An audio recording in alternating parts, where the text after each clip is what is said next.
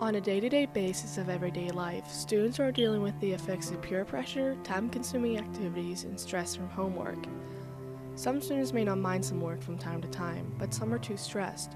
And what better way to relieve some of that stress with none other than death itself, drugs. Statistics say that on average, 70% of high school students will have tried alcohol and half will have taken an illegal drug for the first time.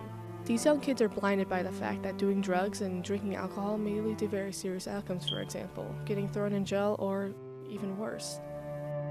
This is a very serious issue to address when it comes to teenagers' health and overall lives. Common after-school activities such as basketball or soccer get pushed to the side, whereas the urge to do drugs eats up inside of you and prevails over your wanting to do normal teenage things. On the topic of school, grades are heavily affected negatively after starting drugs, which leads to no diploma, which leads to not getting into a good college, which leads to you ending up cleaning a dirty bathroom of a restaurant receiving a low minimum wage.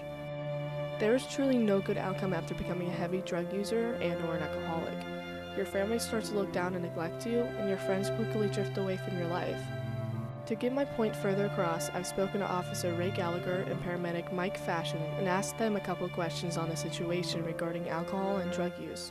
Early in my career, it would be a lot less. As I've been getting older, the drugs have been getting worse, the kids have been getting younger, the drinking has been getting worse, and with all the opiates, with all the heroin going on now, I have to say it's been much worse the last 10 years.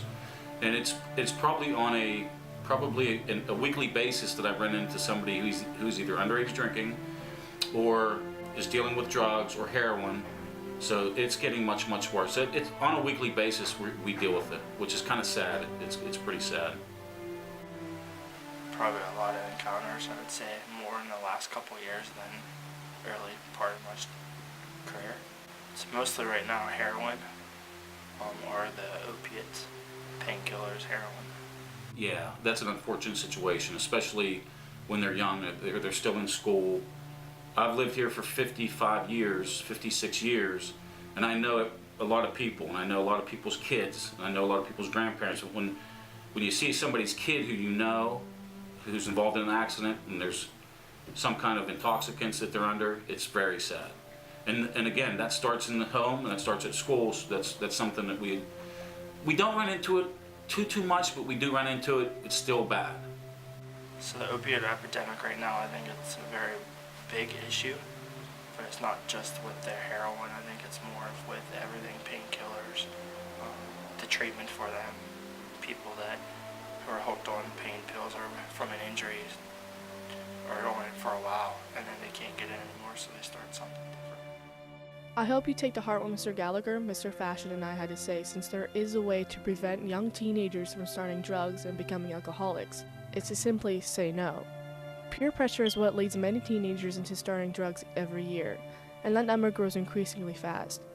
If you take a moment and think about what could happen if those numbers go down, it very well could change your viewpoint on the world. Less car crashes, deaths, just many things could very well go away over time. Just say no.